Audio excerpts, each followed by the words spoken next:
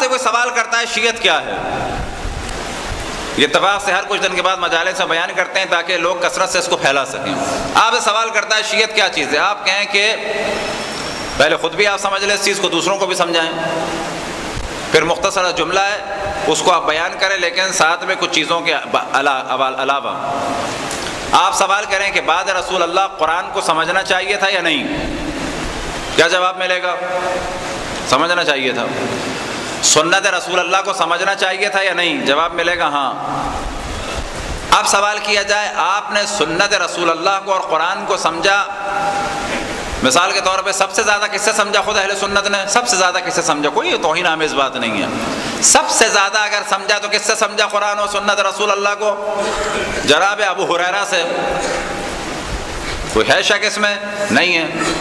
حتیٰ قرآن سمجھنے کے لیے سہارا لیا گیا کعب الاحبار یہودی کا، کہ جس کو حضرت عمر نے اپنے دور میں یروشلم سے اور بعض جگہ بیان ہوا یمن سے اس یہودی عالم کو بلا کے مدینے میں بٹھایا دین بیان کرنے کے لیے. آپ نے اس سے بھی دین سمجھا، ہم نے کچھ کہا نہیں کہا. تمیم داری سے جو عیسائی عالم دین تھا اس سے بھی سمجھا، ہم نے کچھ کہا کچھ نہیں کہا. حضرت عائشہ سے، حضرت حفصہ سے، عبداللہ ابن عمر سے، اور تینوں خلفاء سمجھا، دین کو سمجھا، بالکل سمجھا، صحیح کیا، حق ہے آپ کو جو کرے. ہم نے کہا کافر، ہم نے نہیں کہا، حق ہے، اجازت ہے آپ کو. ہم لوگ کھل کے کہتے ہیں مسلمان ہیں جتنے بھی فرقے ہیں. بس پہلا مرحلہ یہ کہ بعد رسول اللہ قرآن اور سنت کو سمجھنا تھا کہ نہیں سمجھنا تھا؟ سنت رسول اللہ سمجھنا تھا. تم نے ان سے سمجھا، صحیح کیا، کہیں گے صحیح کیا. ہم نے اگر اہل بیت سے سمجھا تو کیا برائی کی؟ ہم نے اگر اہل بیت سے سمجھا تو کون سا جرم کیا؟ اب آپ یہاں پر آئے تطہیر کو بیان کریں، ممکن ہے کوئی کہے کہ نہیں ہم نہیں مانتے. آئے مودت کا انکار نہیں کر سکتا کوئی. قل لا اسألکم علیہ اجرا الا المودۃ فی القربى. انا مدینۃ العلم والی بابھا، میں علم کا شہر ہوں، علی اس کا دروازہ ہے. ومن اراد المدینہ یاتیھا من بابھا، جو ارادہ کرے اس شہر میں آنے کا وہ اس دروازے کے ذریعے سے آئے. کذب من یزعم ان يدخل المدینہ الا بالباب، جھوٹ بولتا ہے جو تصور کرتا ہے کہ شہر میں داخل ہو گیا بغیر اس دروازے کے. بغیر کس دروازے کے؟ یعنی بغیر علی ابن ابی طالب کے جو مجھ تک پہنچنے کا دعویٰ کرتا ہے، جھوٹ بولتا ہے. اب اگر ہم نے بعد رسول اللہ علم قرآن اور تعلیمات رسول اللہ کو باب مدینۃ العلم سے لیا تو کیا یہ کفر ہے؟ ہم لوگ اتنا جو ہے